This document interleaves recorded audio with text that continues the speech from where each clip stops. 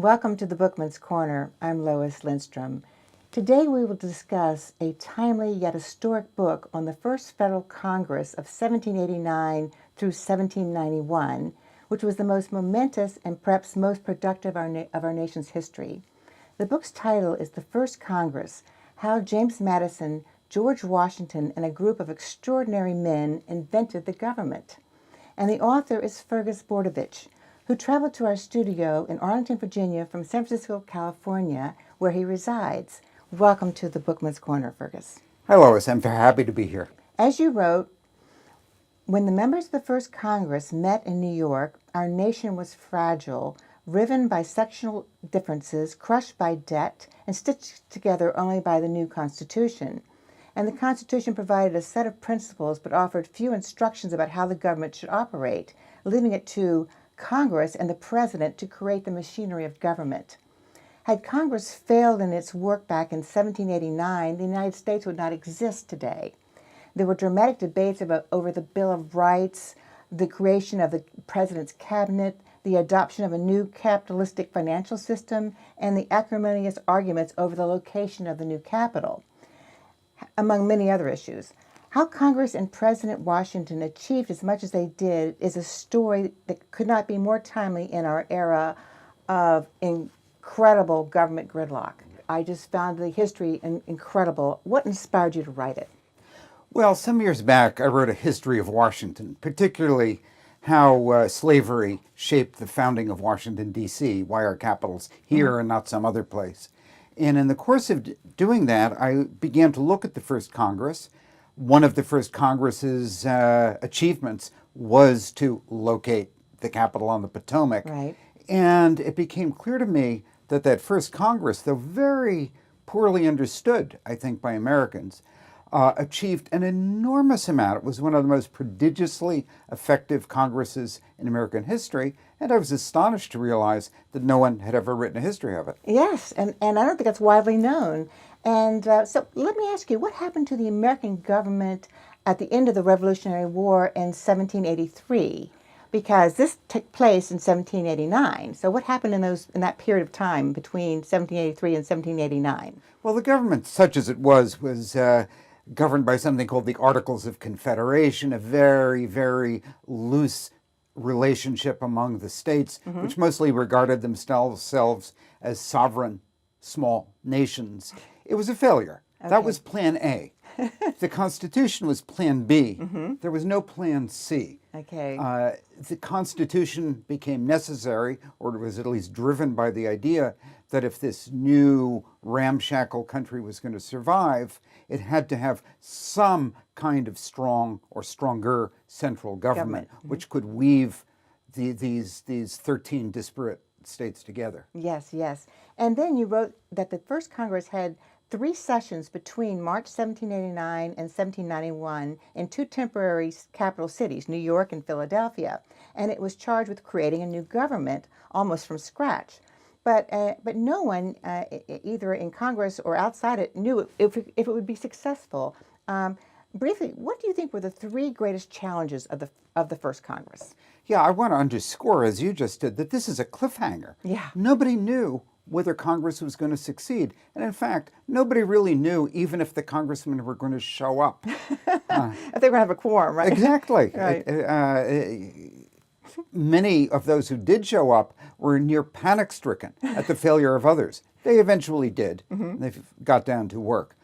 But the crises, probably the greatest crises facing the new government were, well, one, could the Constitution, this sketch, if you like, this notional plan, be turned into a functioning government with institutions that actually worked? Yes. Second, the country was in economic freefall, or financial freefall, let's say. Yes. It had immense debts hanging over from the revolution, as did many of the states. Could a new federal government somehow take responsibility for all... To pay back the countries that loaned the money, right? Precisely. And another critical question that the new government faced was creating, for example, a national court system. Yes. The Constitution provided for that in principle, but The battle over federal courts doesn't sound very sexy, I realize, but it was close to violent at the time because it was the first great confrontation over states' rights versus strong central and government. state courts, right? They had state courts in existence. Yep. Well, as in the beginning of the United States, it was a shaky assemblage of 11 sovereign states because North Carolina and Rhode Island were still foreign countries. I mean, they were not part of the government, right, in the beginning. That's quite right. They initially rejected the Constitution, and there was a great concern over whether they were going to come in or not, or what it was going to take to induce them to come in. North Carolina came in without too much stress and strain. Rhode Island was another story. The Rhode Islanders were extremely resistant to the new national government. They defiantly rejected the Constitution, and there was actual talk in Congress in the first session of whether to send troops to the state line, or the national border, I suppose you'd have to say, of Rhode Island, and to bring about regime change in Providence. And fortunately, it didn't come to that. But yeah, really, it's a miracle, really, that it all came together at the very end there. And what was the difference, really, what was the relationship between the first federal government and the states? I mean, was there a lot of power grabbing going on? And I mean, they were really fighting each other, right? Well, much of the struggle in that first Congress is over something that's still a matter of debate today: states' rights. What is that relation between the central government and the states? It's as immediate today as back then, right? Yeah. It's in the daily newspapers. It's really. amazing. It's amazing. You write that John Adams antagonized friends and foes alike. I mean, how did he impact the office of the vice presidency, since he was our first vice president? Well, the short answer is he diminished it. He diminished it. How did he do that? Well, you have to remember, here's Congress. It's a new body. Yes. It's a new body. Inventing what Congress is going to do. How is it going to function? George Washington is simultaneously inventing the presidency. Okay. John Adams has the responsibility of inventing a vice presidency, and he doesn't do a very good job at it. One, he had a knack for irritating everybody. Really? he had what one might unkindly call Nixonian charisma.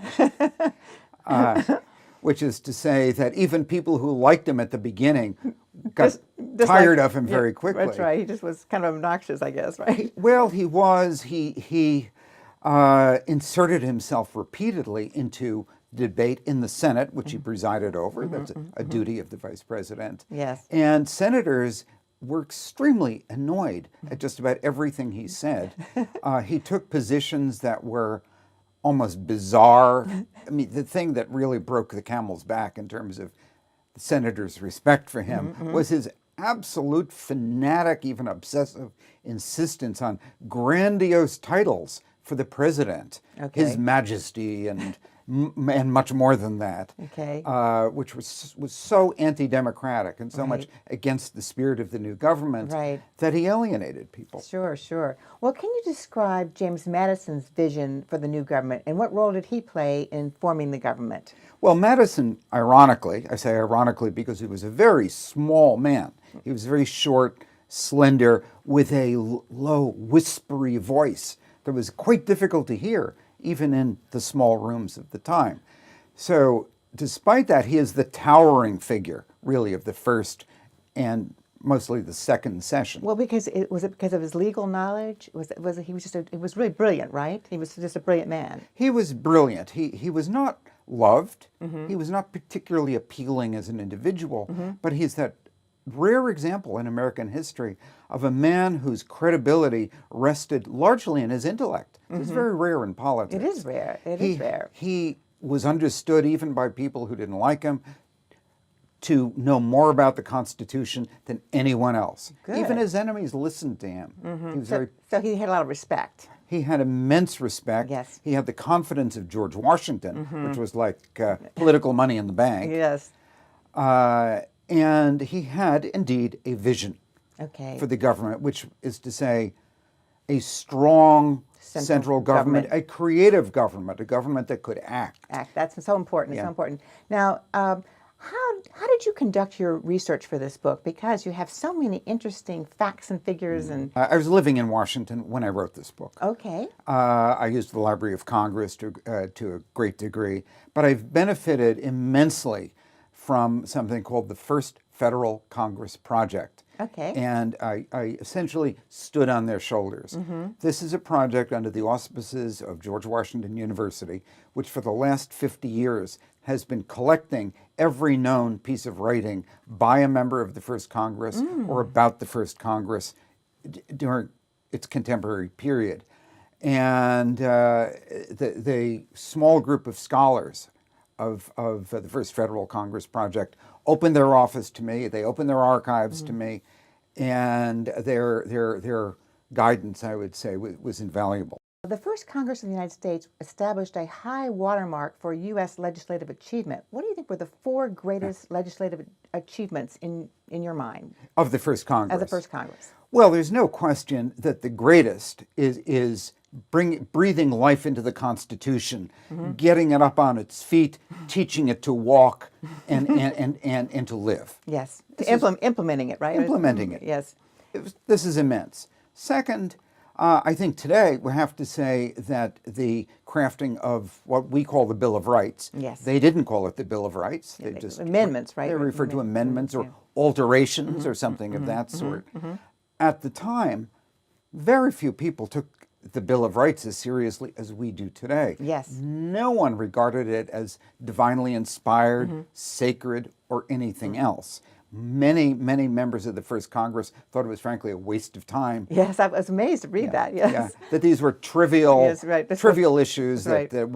And others felt that to amend the Constitution would alter it in a way that might, in fact, require a new constitutional convention, which nobody wanted. Of course, yes. Which nobody wanted.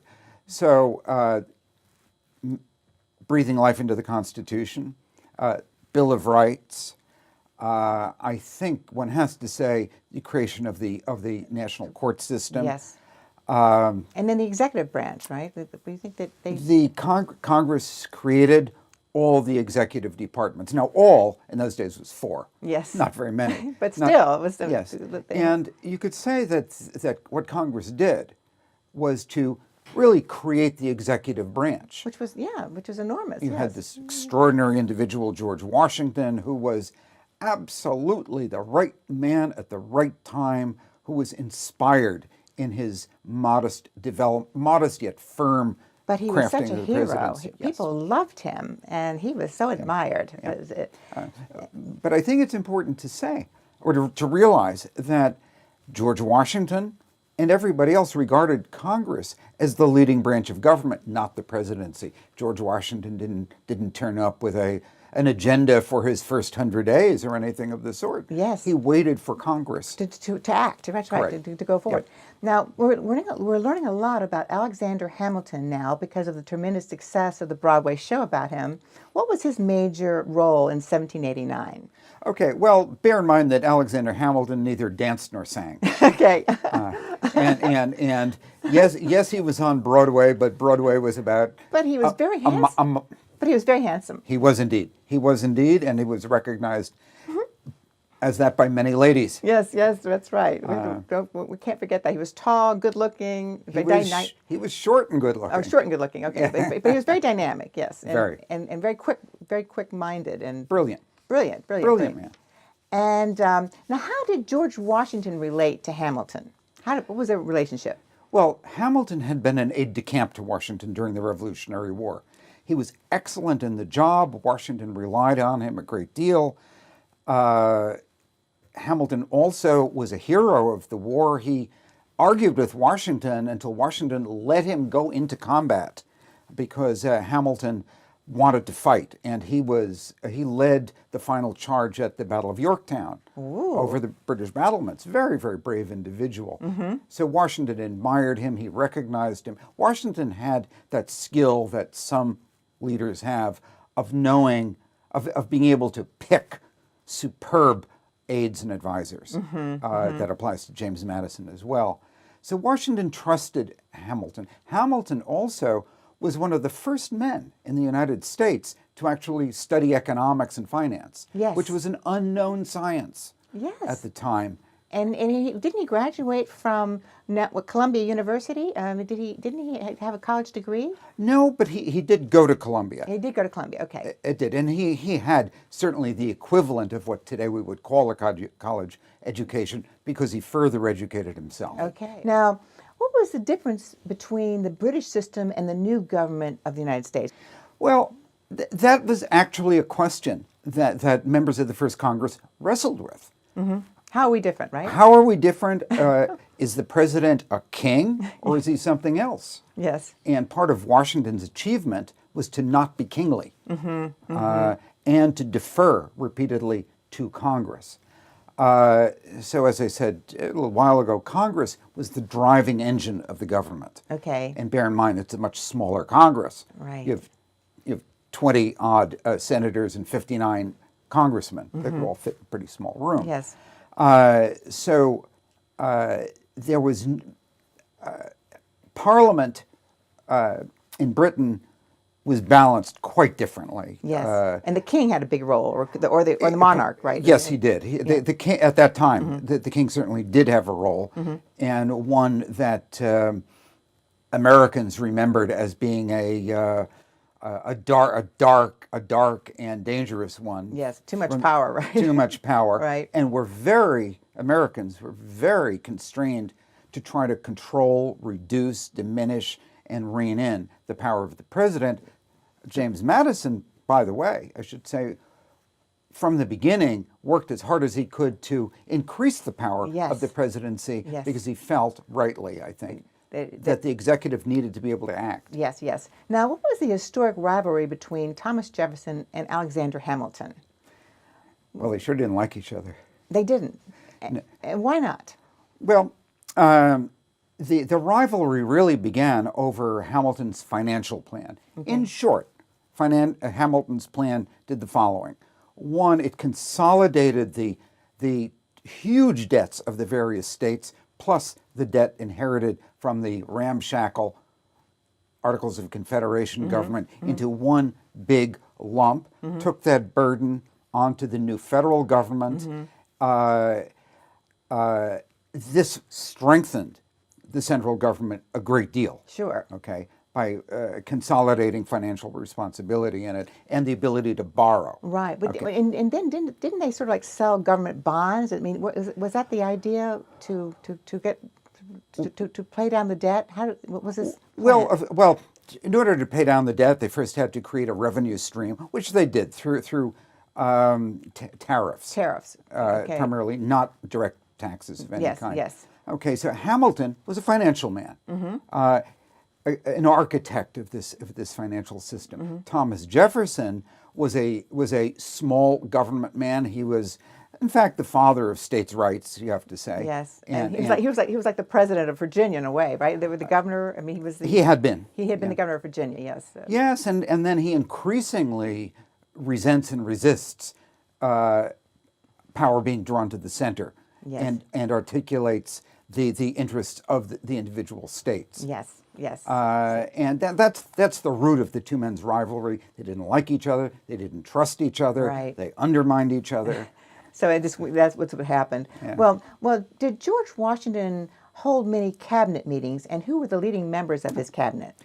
I don't think he ever held a cabinet meeting. Really? He met individually with them. Bear in mind, there are only 4 of them, and everybody's living about 3 blocks from everybody else. Right. So it's pretty easy. In New York, right? In New York City. Yes. New York City is our first capital. Right. He met with them as needed. During the development of the financial program, he met regularly with Hamilton. And during that period, Washington moved closer and closer and closer to Hamilton and further away from Madison, who increasingly was drawn into Thomas Jefferson's angle of vision of a greater suspicion of central government. Was George Washington the smartest guy in the room? Did he make the decisions, or was he pretty much deferring to others? I mean, what do you think? most of the time he's deferring to others. Okay. Is he the smartest man in the room? He was not well educated. He had great sensitivity about that. But he did have this knack for finding brilliant people, And managing them somehow. Yes. managing them and learning from them. Okay. He had, if not a first-class intellect, he had an excellent intellect. Yes. How did Hamilton contribute ideas on improving the country's economy? I mean, specifically, you say, did he create a bank? Did he create the National Bank, or was that one of his big positive? Part of his comprehensive financial program, very, very sophisticated program. It had a lot of different parts. There was the consolidation of the debt, which we already talked about. Another was the creation of a national bank based in principle on the idea of the Bank of England. Okay. Hamilton was accused, with some truth, I think, to looking to England as the model for everything. Okay. What would this national bank do? It would hold the wealth of the government. Revenues would be deposited there. So you had a central place to put the money, Correct. right? Yes, and to manage it. Yes. Yeah, and it would also, let us say, entrepreneurially lend money out. And then charge it for Correct. interest. Yes, Charge right. interest. Yes. Modern banking. This Yes. is the birth of modern banking, Yes. which was a new idea Yeah, to incredible, Americans. There incredible. were only, at the time, 2 banks in the United States. So it was really new. Very controversial, though. Yes. And now the first Congress had opposing interests and ideological differences, and they were self-dealing. It's almost as if I'm reading about today's Congress, except that they had no staff to act as go-betweens. I mean, how did the first Congress work things out? Well, it's hard to imagine Congress without any staff. It's hard to None. believe. None. No one had not even a secretary. Nothing. So it was just the individual men, and they were all men. They're Yes. all men, Yes. and they all had to. Did they meet in bars? Did they have coffee together? What do you think they did? Well, all of the above. Okay. Of course, they did meet in Federal Hall on Wall Street in New York City in regular session. There was a multitude of committees, just as there is today. Okay. So individual members belonged to many, many, many committees. But so it was more one-on-one communication, wasn't it? Yes, but they did in fact meet in taverns. They did a lot of their work in taverns, hoisting a few. And there was a place called the Coffee House down the block. Okay, so they got a lot done, really. They did, yeah. Now, how did the first Congress handle the slavery issue, especially when Benjamin Franklin, who was quite literally on his deathbed, calls for Congress to abolish slavery? Yeah, well, you could say this is the signal failure of the first Congress to deal with slavery. Slavery is clearly accepted in the Constitution, although the word never appears. Nonetheless, the Constitution has guaranteed slavery to those states that have it. Right. Quakers from Philadelphia and New York came to New York en masse and launched the first lobbying campaign in American political history. Literally, it's where the term comes from. They went into the lobby of Federal Hall. They buttonholed members of Congress with petitions calling for Congress to commit itself to an end to the slave trade and implicitly also to end slavery itself. Yes. It caused a tremendous controversy, and it drove Southern members of Congress, and this is 1789 and 90, to threaten secession over slavery. Yes, it was very dramatic, Yeah. yes. Now, what about the Shays' Rebellion? It's almost forgotten, but it loomed large in the minds of many members of the first Congress. I mean, can you elaborate on Shays' Rebellion? Sure. It took place in Massachusetts. Okay. There were a number of similar protests in other states, but Shays' Rebellion was a protest, a violent protest of rural farmers in western Massachusetts protesting against taxes, primarily state taxes, not federal taxes. There weren't any. State taxes, okay. State taxes. Massachusetts was one of the most indebted states. Okay. So it levied taxes. The farmers were crushed by them. These farmers, many of them, probably most of them, veterans of the Revolutionary War, took the old musket down from the wall, and they mobbed judges, courts, and so on. There were deaths. Massachusetts had to mobilize militia, paid for by wealthy Bostonians. So they handled the whole thing on a state level, though, right? Yes, it was on a state level, but as you said, it loomed large in the minds of Congress. The feeling was, if it could happen there, it could happen anywhere. There could be discontented people any place. That's right. They may take that gun down, and there had been an incident some years earlier during the old Congress where Pennsylvania ex-soldiers had in fact taken the Pennsylvania legislature hostage. Yes, it's this miracle it all worked out, really. Now, and you described how can you describe the country ethnically at that time? You wrote that half of the country's population of just under 3 million people were of English stock, but what about the rest? Well, who are Americans in 1789? Okay, in the sense that we use the word ethnic, yes, most were of English stock, Scots-Irish, more in the South. Yes. Some Irish, Irish Catholics, not the huge numbers that would come later. Some Germans, particularly in Pennsylvania. But the real divisions among the population had less to do with their European origins than with what states they belonged to, because people of different states thought of themselves as citizens of a state before being citizens of the country. And there's a Pennsylvania congressman who at one point says, "The deliberations of New Yorkers are as meaningful to me as those in Grand Cairo in Egypt." So there again, it was people really identify with their states. Yes. That's right. Yeah. And what about the settlers in the western states back in 1790? They were begging for laws and protection, and they were hoping they thought they might be better off as subjects of the Spanish government. I thought that was amazing. Yeah, imagine the landscape at the time. Settlers are pouring across the Appalachians from the seaboard states, settling in the Ohio Valley, the interior of Georgia, running up against Indians everywhere. Everywhere. There are very, very violent and bloody Indian wars taking place in what was then called the West. The West being Kentucky, present-day Tennessee, Ohio, and so on. Right. And yes, there's no law and order. The government, the old congressional government, couldn't protect anybody west of the Appalachians. People are pretty much on their own. And yes, indeed, there were many letters written by settlers to Congress in New York and then later Philadelphia saying, we need protection. Look, the Spanish will be happy to have us, or the British in Canada will be happy to have us. It's a miracle that they didn't become subjects of the Spanish Empire, right? Yeah. And before we leave, I want you to tell our viewers where they can find your book in Arlington. Well, they can certainly find it, I hope, at their favorite local bookstore, certainly from Amazon Books, Barnes & Noble online, or via my own website, that's fergusbordewick.com. Oh, Fergus, thank you so much for being a guest author on the Bookman's Corner. Your book is fabulous, and I hope many people rush out and get it. It was a great read. It's been a pleasure. Thanks. It's been a pleasure. And thank you for joining us.